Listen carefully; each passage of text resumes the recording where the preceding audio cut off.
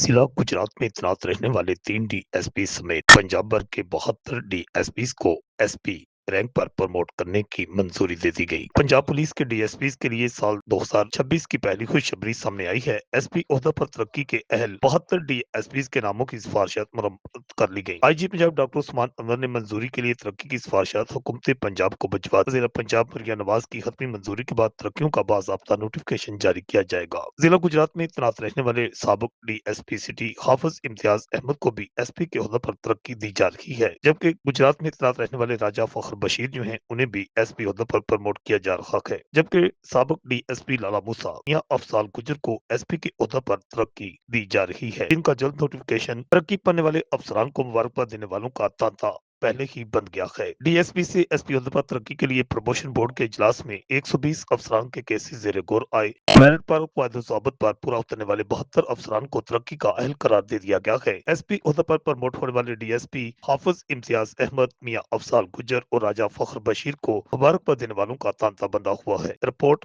Akash Niazi, Gujarat.